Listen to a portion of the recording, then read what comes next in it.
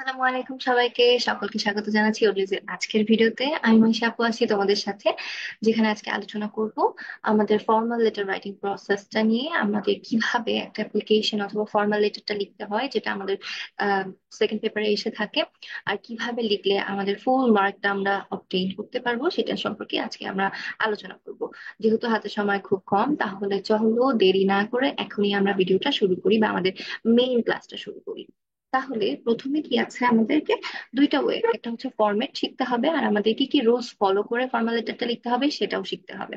তাহলে চলো আমরা জানি কোন কোন রুলসটা ফলো করলে আমাদের জন্য আর কি ইজি হবে ফর্মাল লেটার লেখাটা। তো প্রথমে কি করতে হবে, রিড দ্য কোয়েশ্চেন কেয়ারফুলি। আমাদেরকে কোয়েশ্চেনটা খুব ভালো করে পড়তে হবে। কোয়েশ্চেনে প্রোভাইড করা ইচ ইনফরমেশন,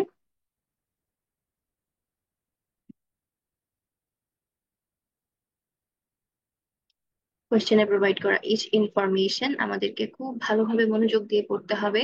ইচ ইনফরমেশনের বলতে বলতে বোঝানো হয়েছে নেম, অ্যাড্রেস, প্লেস,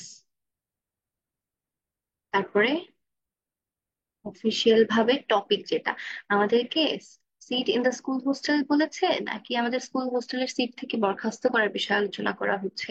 আমি কোথায় আমার অ্যাপ্লিকেশনটা লিখবো, কার জন্য লিখবো, কোথায় কার কাছে জমা দিব, এই যে সমস্ত কিছু যদি আমার প্রশ্নে মেনশন করা থাকে, তোমাকে কিন্তু অ্যান্সারেও ঠিক ওইভাবেই লিখতে হবে। আর যদি তুমি সেটা ফলো না করো, দেন তোমার মার্ক কাটা যাবে।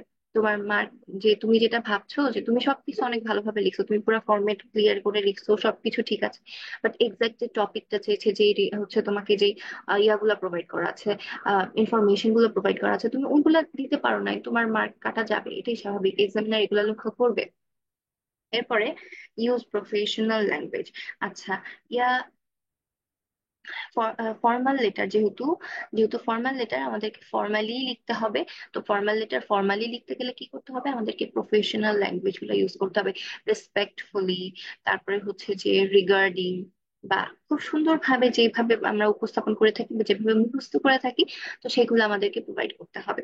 এরপরে হচ্ছে be clear, avoid unnecessary details, যেটা আমি অনেক এর আগেও বলেছি অনেকগুলা ভিডিওতে। তোমাকে কি করতে হবে, ক্লিয়ার, তোমার কথার মধ্যে ক্লিয়ারনেস রাখতে হবে। তুমি যে টপিকটা নিয়ে বলতে চাচ্ছ, তুমি যদি তোমার হচ্ছে হোস্টেলের সিট নিয়ে কথা বলতে চাও, তোমার ওইখানে যদি ট্রান্সফার সার্টিফিকেটের কথা বলো, কোনো কাজে আসবে না, তাই না? তুমি যদি তোমার ডিবেটিং ক্লাব গ্রো আপ করতে চাও, একটা হচ্ছে ডিবেটিং ক্লাব খুলতে চাও, সেক্ষেত্রে তুমি ল্যাঙ্গুয়েজ ক্লাবের কথা বললে হবে না। তোমার যদি কোনো ফ্যাসিলিটিস লাগে, যেমন মাল্টিমিডিয়া ক্লাসের যে ফ্যাসিলিটিস, তো মাল্টিমিডিয়া ক্লাসের ফ্যাসিলিটিস নিয়েই তোমাকে লিখতে হবে, ওইটা সম্পর্কেই তোমাকে হচ্ছে ইয়ে করতে হবে।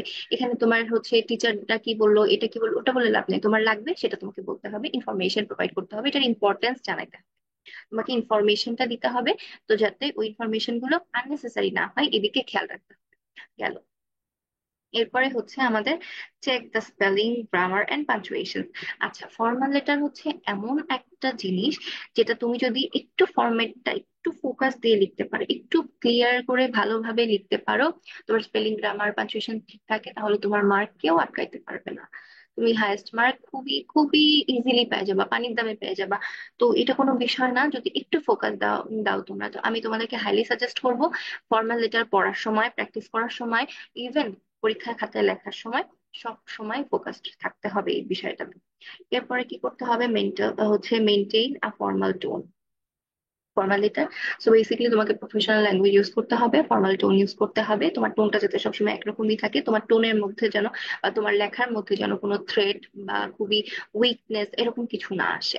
তারপরে হচ্ছে এই যে মেইনলি যেটা টপিক, প্রপার ফরম্যাটিং। তোমরা অবশ্যই সবাই জানো, বাট আমি এটা আবার ক্লিয়ার করি, ফর্মাল লেটারের ফরম্যাটিং এর উপরেই কিন্তু মার্কটা বেশি থাকে। এক্সামিনার তোমার লেখার ফরম্যাট দেখবে, তুমি কিভাবে লিখেছো সেটা দেখবে, সেটার উপরেই তোমার মার্কটা প্রথমে দেখা হয়। তুমি কোন অর্ডারটা ফলো করে লিখছো, তোমার লেখাগুলো সোজা হয়েছে কিনা, সুন্দর হয়েছে কিনা, তোমার যেভাবে লেখা উচিত ওগুলা তুমি ফলো করেছো কিনা। যদি ওগুলা ফলো করে থাকো, তাহলে ওই ক্ষেত্রে তোমার মার্ক জাস্ট কনফার্ম, তুমি জাস্ট মার্ক পেয়ে বসে আছো, এখানে টেনশনের কিছু নেই। এখন আমরা ফরম্যাটটা শিখবো। আমরা এখন ফরম্যাটটা শিখবো, তো আমাদের ফরম্যাটটা শিখতে গেলে চলো আমি তোমাদেরকে দেখাই আমাদের কি হয়।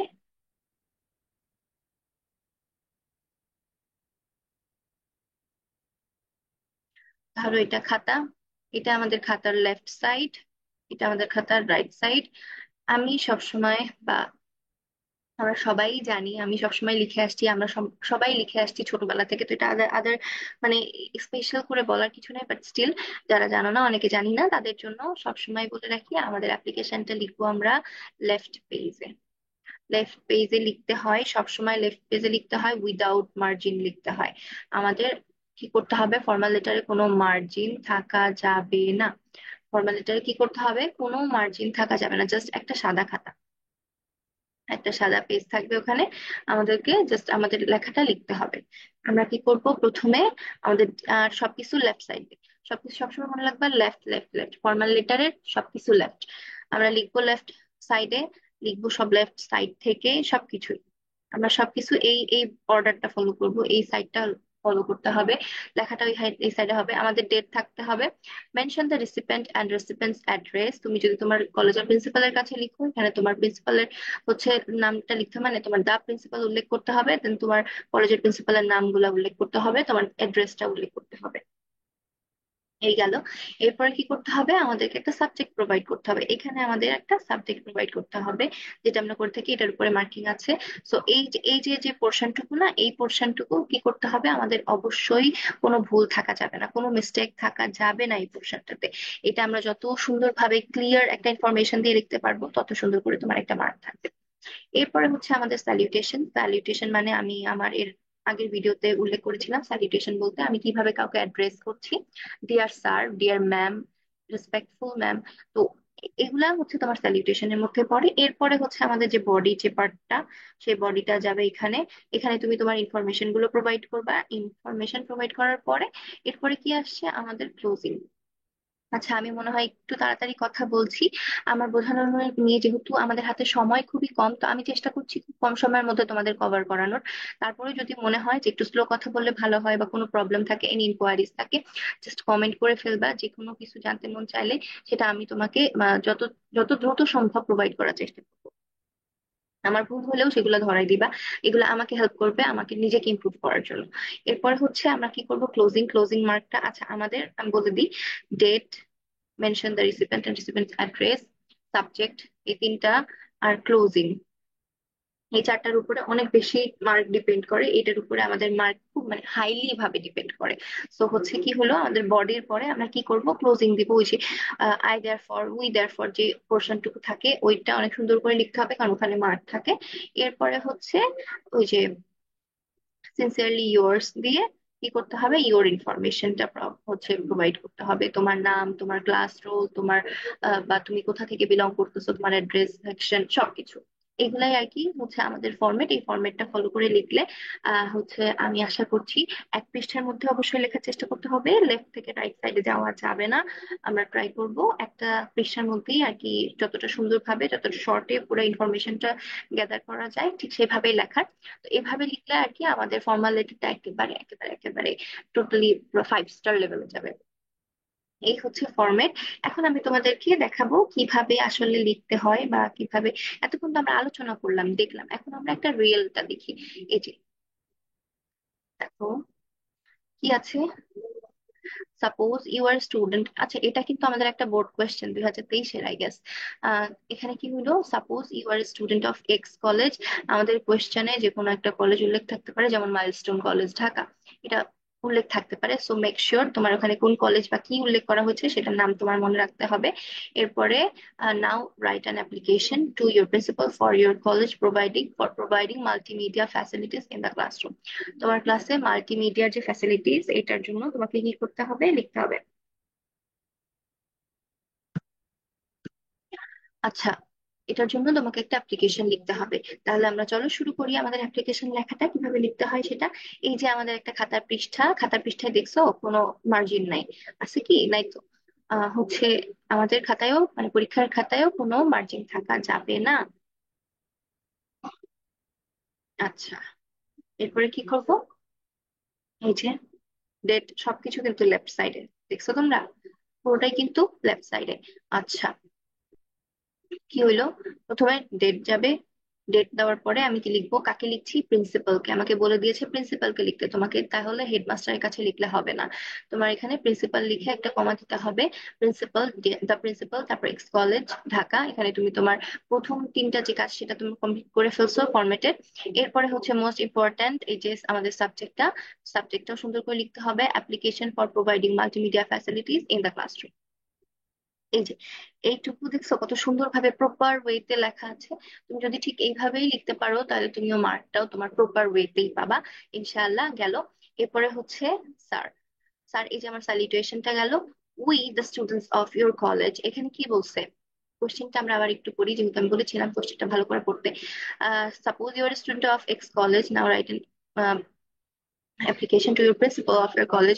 আচ্ছা, এখানে তোমার যদি নাম উল্লেখ করে দিত যে তুমি তোমার নাম এটা, তুমি তাদের বিহাফে লিখবা, বা তুমি হচ্ছে সবাই মিলিয়ে লিখবা নাকি বিহাফে লিখবা, এটা হচ্ছে তোমার উল্লেখ করে দেওয়া থাকবে। যদি ধরো তোমার নাম উল্লেখ আছে, তাহলে কি বুঝাইছে, তোমাকে তোমার নামটা উল্লেখ করতে বলছে আলাদাভাবে যে তুমি লিখতেছো তাদের বিহাফে। আর যদি না থাকে তাহলে এখানে ইউ আর, ইউ বলতে তুমি এখানে শুধু তোমাকেও বুঝাইতে পারে, তোমাদের সবাইকেও বুঝাইতে পারে। তো হচ্ছে তুমি সেক্ষেত্রে কি করতে পারো, তুমি সবাই মিলে একটা লিখতে পারো, যেখানে উই হিসেবে আমরা হচ্ছে নিজেদেরকে রিকগনাইজ করাবো। সেটা হচ্ছে এখানে যেটা উল্লেখ করা হচ্ছে, we the student of your college. এই যে we the student of your college would like to inform you that. এই যে আমরা যদি চাইতাম এখানে যদি সিঙ্গেল ভাবে লেখা লিখতো, বা আমাদেরকে হচ্ছে স্পেসিফিক্যালি একজন একজন করে লেখা লাগতো, তুমি যদি ওইভাবেও লিখতে হতে মানে বলতো, তাহলে তুমি এখানে লিখতে পারতে যে I am a student of your college, would like to inform you that. Same process, তাই না? জাস্ট আমার সেন্টেন্স গুলো আলাদা হয়ে যাচ্ছে কেন, আমার কোয়েশ্চেনের ভিত্তিতে। সো মেক শিওর তুমি কোয়েশ্চেনটা খুব ভালো করে পড়তেছো, এন্ড এটার উপর ডিপেন্ড করেই তোমার হচ্ছে লেখাটা আসবে, তুমি সেভাবেই লিখবা। গেল। হচ্ছে that hours is a renowned college in, এই যে এটা সচরাচর যেটা চলে আর কি, আমরা লিখি ওইটাই, we have a good academic records, but it is a matter of regret that we can not compete for lack of modern facilities. দেখছো কত সুন্দর করে ইনফরমেশন প্রোভাইড করা হয়েছে, যে আমাদের এত কিছু আছে, আমরা এত রিনোন্ড, আমাদের একাডেমিক রিমোট ইয়ে অনেক ভালো, বাট একটা দুঃখের বিষয় কি, আমাদের কিন্তু একটা মডার্ন ফ্যাসিলিটিস নাই। সেটা কি হচ্ছে, মাল্টিমিডিয়া ক্লাসরুম ফ্যাসিলিটিস, যেটা our classes have traditional arrangement while many college in our district are providing multimedia facilities in their classroom, which is very concerning একটা বিষয়। তারপর হচ্ছে for this reason it is necessary for our college to be up to date, আমাদেরকে update হইতে বলছে, with modern amenities of technology. We cannot even learn many things for not having modern classroom settings. As a result, we are lagging behind in comparison to other colleges. আচ্ছা, তো দেখছো এখানে কি সুন্দরভাবে একটা ইনফরমেশন প্রোভাইড করা হয়েছে। এখানে একটু বড় ভাবে লেখা আছে, তোমরা চাইলে এটা শর্টেন করতে পারো, প্লাস যদি চাও তাহলে তোমাদের মন চাইলে ইনফরমেশন প্রোভাইড করতে পারো, টোটালি ডিপেন্ডিং অন ইউ, তোমাদের প্রিপারেশনের উপরে, তোমরা যতটুকু প্রিপারেশন নিতে পারবা সেটা তোমার জন্য ইয়ে হবে। এরপরে আম সরি ফর দ্য নয়েজ, ভাষা একদম আসছে। এরপরে হচ্ছে আমরা কি করব, আমাদের যে closing part most important, um sorry for the disturbance.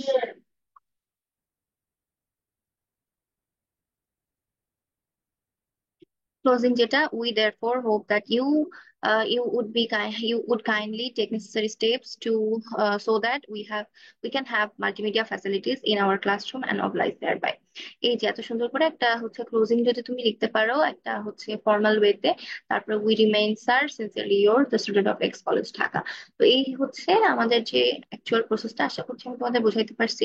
যদি এই যে উপরের এই পার্টটুকু এন্ড এই পার্টটুকু তুমি একেবারে খুব সুন্দরভাবে মেনটেন করে লিখতে পারো, তোমার মার্কেও আটকাইতে পারবে না। আর এই যে বডি পার্টটা totally depending on you, but make sure তোমার এইটা আর এটা যেন, অর্থাৎ ইন্ট্রোডাক্টরি যে পার্টটা আর ক্লোজিং এর যে পার্টটা, এটা যেন তোমার সবসময় পুরাই পুরাই 100-এ 100 তোমার থাকে। তুমি তোমার নিজের বেস্টটা দিয়ে লিখবা, তাহলে মার্কটা তোমার বেস্টটাই পাবা। তো এই ছিল হচ্ছে আমাদের হচ্ছে ফর্মাল লেটারের যে ক্লাস সেটা। তো এই হচ্ছে তোমাদের রুলস, তারপরে যে ফরম্যাট, এন্ড দেন হচ্ছে তোমাদের আমি এক্সাম্পল দিয়েও বুঝিয়ে দিলাম। এরপরে যদি বুঝতে কোনো অসুবিধা থাকে তাহলে অবশ্যই আমাকে জানিও, এন্ড যদি কোনো প্রবলেম ফেস করো তাহলে make sure you comment down your problems in the comment section. এছাড়া আমাদের ওডলজির টেলিগ্রামে তুমি নক করতে পারো, আমাদের হোয়াটসঅ্যাপে তুমি নক করতে পারো, we are always available there. যে কোনো প্রবলেমে তোমাদেরকে হেল্প করার জন্য we are always be there. আচ্ছা, নেক্সট ভিডিওতে দেখা হবে। ততক্ষণ পর্যন্ত ভালো থাকো, সুস্থ থাকো, আর গরমে নিজের খেয়াল রেখো। আল্লাহ হাফেজ।